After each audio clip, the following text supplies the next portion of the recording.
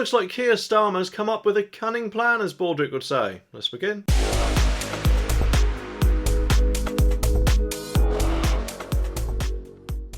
Well, you know, ever since Boris resigned, it seems as if Keir Starmer's really been ramping up to win the next general election. And of course, with Liz Truss's disastrous term, if you can call it that, as Prime Minister, and now Rishi, who apparently isn't quite going down as well as he probably thought he would do, only adds to that further. But now Keir has come up with a pledge that a lot of people will like if this story's anything to go by, but I wouldn't fall for it. Just makes me wonder what his plan and stage was. Maybe this. Tibble, I must think of something to fool the fools to win the next general election. Oh, that's brilliant! Thank you. The article says that Sir Keir Starmer has pledged to abolish the House of Lords in his first term if he's elected Prime Minister. Speaking to Sky News, the Labour leader confirmed his party do want to abolish the House of Lords, adding that he does not think that anybody could defend the institution. Sir Keir told Kay Burley, "It's one of the recommendations, as you know, in today's report. What we are going to do after today is now consult on those recommendations, test them, and in particular look at how they can be implemented." Well, to be honest, I'm a bit surprised that Keir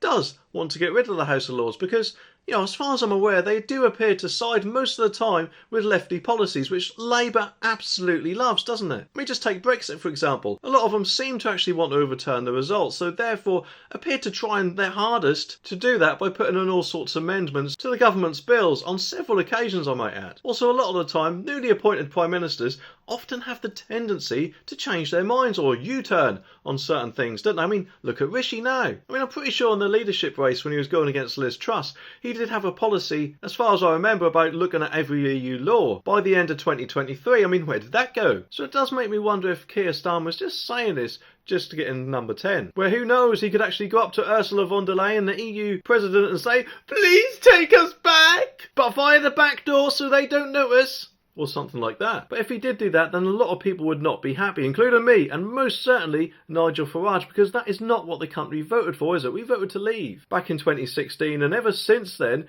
there seems to be all sorts of attempts to water down the result, doesn't there? And for anyone who says, no, he's not going to do that, don't be silly, just remember, he was Labour's Brexit secretary once, who was in favour of a second referendum. So I personally wouldn't put anything past him. The proposal forms part of Labour's blueprint for a New Britain, outlined in the report of its commission on the UK's future, headed by former PM Gordon Brown. Oh, that's going to be great, isn't it? I can't hardly wait.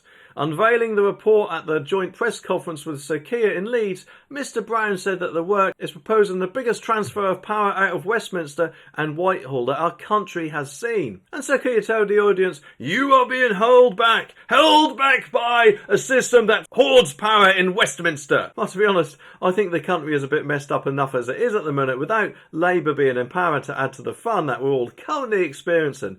But then again, in this video, the government itself might be coming up with more ridiculous plans than what even Labour might do. Anyway, subscribe for more and I'll see you in the next one.